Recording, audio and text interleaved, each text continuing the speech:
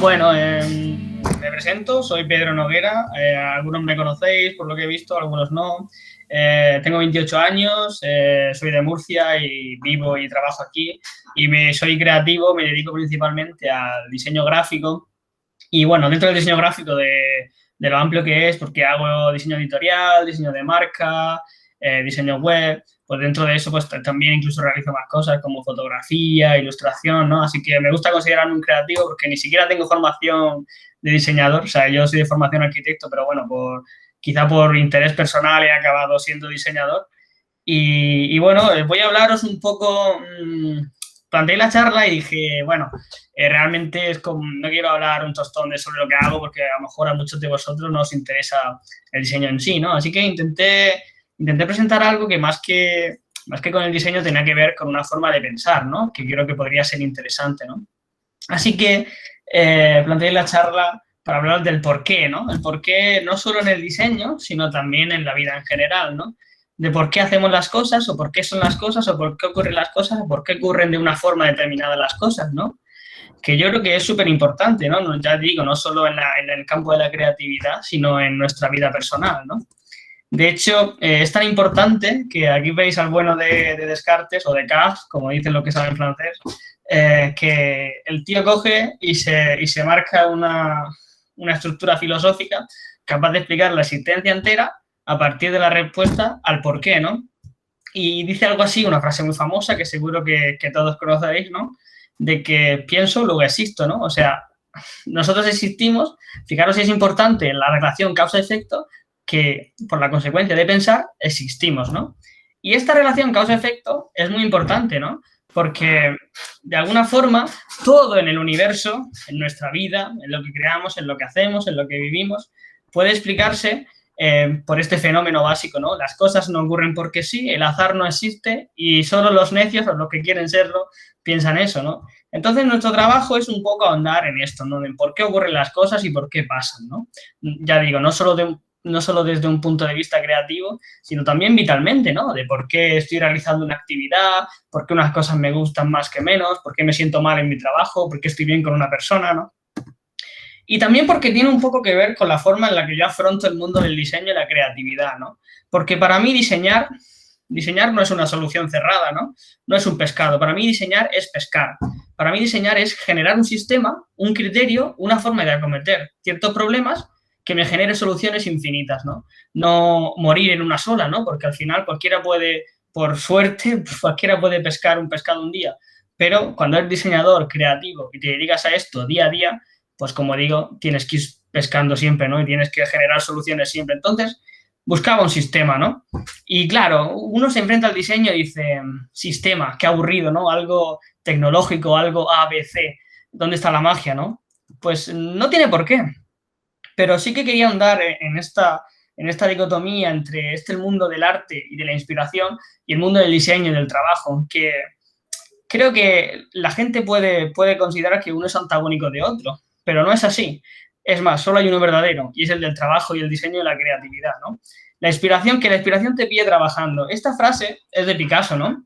Y la decía con mucha sorna para quitarse un poco la chaqueta esta de artista inspirado, ¿no? De esa élite clasista, ¿no? Que suponían los artistas siempre, ¿no? Y que al final esa concepción del diseño como algo artístico puede ser muy dañina, ¿no? Porque eh, puede permitir al diseñador, de alguna forma, esa frivolidad de concebir el diseño como algo que ocurre mágicamente, ¿no? Como que me da una inspiración y genera una solución, cuando en realidad, como os decía, tiene que ver más con un sistema elaborado, ¿no? Con establecer una especie de recursos que te permitan llegar a una solución infinitas veces, no solo cuando te venga la inspiración. Así que nos olvidamos del arte, el diseño no es arte, el diseño no es que las cosas queden bonitas, el diseño es resolver problemas y no viene por inspiración, viene por trabajo, sistemas y conocer cómo pensamos y cómo generamos soluciones, ¿no? Pero claro, alguien me dirá, bueno, pero tienes que estar inspirado para generar algo. Y normalmente cuando hablo de este tema con otros diseñadores y con otra gente creativa en general, a menudo eh, ellos sacan a la palestra el tema de, bueno, ¿y cómo coger referencias, no? ¿Cómo consigues intuir por dónde va a ir la solución final?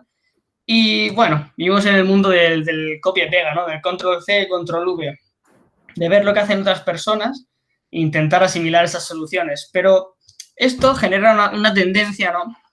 Una palabra muy dañina, por cierto, en el diseño, que al final genera un sistema de repetición. Y esto también tiene algo que ver con tomarse el diseño de una forma equivocada, ¿no? Porque cada problema, que al final el diseño es solucionar problemas, a menudo de comunicación, sí, pero también de otra índole, cada problema requiere una solución. Y copiar de forma simétrica otra solución que hemos visto por ahí no nos va a ayudar. De hecho, es posible que sea dañino, ¿no? Porque seguramente si una persona llegó correctamente a una solución para un problema concreto, nuestro problema no tendrá las mismas características normalmente, ¿no? Así que eliminamos todo lo trending. Pinterest es el enemigo, Behance es el enemigo, si no sabe usarse bien, claro. Y hay que un poco volver al sistema, ¿no? Y saber un poco también cómo funciona nuestra mente cuando vemos cosas que nos gustan, ¿no? Muchas veces es por el fenómeno de repetición. Creo que habéis hecho alguna pregunta, lo digo porque no estoy viendo la pantalla del Meet, así que Pablo, Tírale, cuando tírale, me ahora interrumpes, ya paso. tú tírale, yo estoy flipando. Este fenómeno de repetición que se produce en nuestra vida cotidiana, no solo en el campo de diseño, así es como se construyen las grandes tendencias realmente, ¿no? De alguna forma, el trabajo del marketing y la publicidad antiguamente se entendía mucho como consolidar este pensamiento, ¿no? De alguna forma extenderlo y hacerlo masivo, ¿no? Y no es algo malo, son fenómenos que ocurren que tienen que ver con la psicología de grupo, la psicología del individuo, y como digo, no son algo malo, pero tenemos que conocerlo, ¿no? Para saber si realmente yo estoy generando soluciones en un sentido creativo porque son idóneas y son correctas o porque realmente, digamos que yo estoy contaminado porque he visto muchas soluciones similares y eso me da un refuerzo de psicología de grupo, una seguridad, una falsa seguridad en que eso ya lo he visto y eso funciona. Pero volvemos a lo mismo, esto es un error. No hay que dejarse llevar por lo trendy, por lo tendencioso, por lo que vemos en otras soluciones, ¿no? Pero claro, esto existe. Existen las tendencias, existen las modas, existen libros enteros, publicaciones, páginas, portales, hablando de lo que está bien, lo que está de moda, lo que está mal, lo que no es correcto. Y esto genera academicismo. Un academicismo muy dañino en el campo del diseño, porque aplana las cosas, ¿no? Y de alguna forma mata esa creatividad de la que hablábamos al principio, ¿no? Y no hay que dejarse llevar por eso, creo, porque al final la Comic Sans no es mala, ni la otra es mejor. Simplemente son tendencias y criterios que se han establecido, ¿vale? Y hay que saber identificarlos, trabajar con ellos, no ignorarlos, porque al final somos comunicadores y tenemos que tener en cuenta estos factores. Pero como digo, conocer cómo funcionan estos procesos que generan estructuras de pensamiento y condiciones para, a la hora de asimilar si las cosas son buenas o malas, tenemos que tenerlas presentes para rechazarlas, claro. Porque el diseño es algo que, como decíamos, es un sistema para muchas soluciones. Porque hay que entender que cuando te enfrentas a un problema de comunicación o de lo que sea, de creatividad en general, puede ser que existan muchas soluciones y una no es más correcta que la otra. Pero lo que sí que está claro es que no existe una solución universal. O sea que debemos volver a rechazar con rotundidad la idea de que podemos encontrar una especie de fórmula exacta que nos va a resolver todo, ¿no? Y os pido que hagáis un ejercicio, ¿no? De pensar en, no sé, en el típico artista, ¿no? Que repite siempre la misma fórmula, creando un producto trendy que es aceptado por el mercado, pues ya por estas corrientes de tendencia, este sistema crítico que lo acepta, lo asume y lo pone como referente, ¿no? Y al final está generando una forma de enfrentarse a los problemas cotidianos del diseño que es totalmente errónea, porque está tomando un prejuicio suyo de la propia forma en la que genera su solución, la que a él le viene bien, la que está acostumbrado, y la impone al resto de problemas. Vemos a lo mismo, no existe una solución universal en el diseño, hay que tomarse cada problema con los condicionantes que éste tiene. Entonces, ¿cuáles son esos condicionantes? Pues este es el trabajo realmente del diseñador. El trabajo del diseñador es ser analítico, ¿no? Es buscar un poco las condiciones de cada proyecto como un problema que tiene que resolver. Y bueno, también aquí estaría bien introducir criterios en base a bueno, ¿cómo denotar yo si estoy generando una propuesta que estoy yendo más allá de lo estricto, estoy dejándome llevar por modas? Es difícil discriminar todo esto, ¿no? Porque en el fondo cada uno tiene un bagaje interno que expone allá en lo que hace, en lo que crea, en lo que vive, ¿no? Entendiendo también esto como algo vital, algo que también pasa fuera de los procesos de creación, en nuestras relaciones personales, ¿no? Y yo creo que aquí podría encajar muy bien el ecologismo, ¿no? Que falsamente se cree que el ecologismo es una corriente que tiende a la austeridad, ¿no? Digamos, a quedarse con lo mínimo, pero no es lo mínimo, sino lo necesario, ¿no? Realmente en cada proyecto que abordo yo me pregunto de qué es lo necesario y lo más correcto que debo hacer, ¿no? Y este es un proceso, además, que es fractal, quiero decir. Si yo abordo, por ejemplo, un diseño de marca, desde la concepción más global de la marca hasta elegir el tamaño de fuente para una pestaña web, todo puede estar enmarcado en esto, ¿no? Y este sistema, de alguna forma, eliminará ese carácter frívolo, artístico, que a veces, lamentablemente, tenemos muchos diseñadores, ¿no? Que hacemos cosas que realmente sabemos que no son las correctas, pero nos dejamos llevar, pues eso, por nuestra voluntad de ser trendy o por nuestra voluntad de generar una propuesta impactante que tenga más que ver con hacernos publicidad o algo así. Pero en realidad, diseñar es generar un servicio, ¿no? Y como digo, esta cuestión casi ecológica de ir a lo necesario, de ir a lo correcto, a lo que realmente se necesita, es algo sustentable, ¿no? Y es algo que deberíamos buscar, ¿no? Porque además la mayoría de procesos creativos están asociados a proyectos comerciales, industriales, en los que intervienen muchos recursos. Y, como digo, que venga aquí el ecologismo, pues nos da una pista, ¿no? De si podemos estar cagándola o no en nuestro proyecto, ¿no?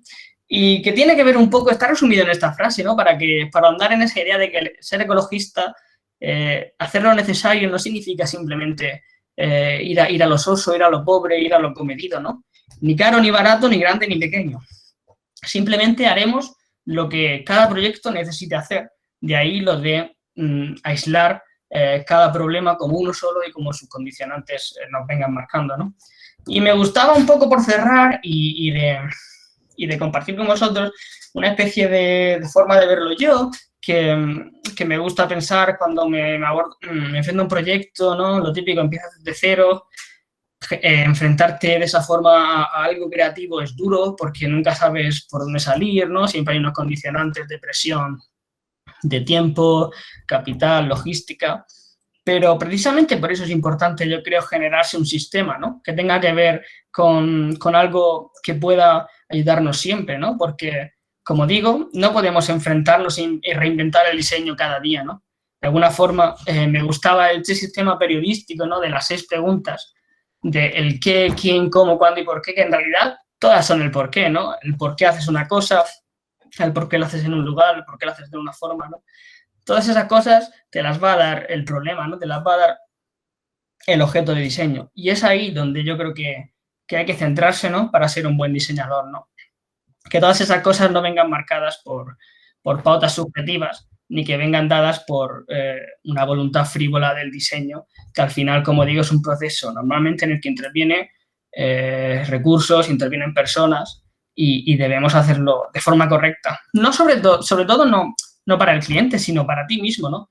Enfrentarse a un papel en blanco es muy duro y no podemos, volviendo a la escena del pescado y el pescar, no podemos tener peces infinitos. Tenemos que tener una caña de pescar, ¿no? Para ir generando sistemas continuamente, ¿no? Y en ese sentido creo que está bien, ¿no? Desdeñar esta parte artística del diseño y de la creatividad y sobre todo de la vida en general, ¿no? Para cuando nos sucedan situaciones que a lo mejor no sepamos su naturaleza o no sepamos por qué nos suceden, ¿no?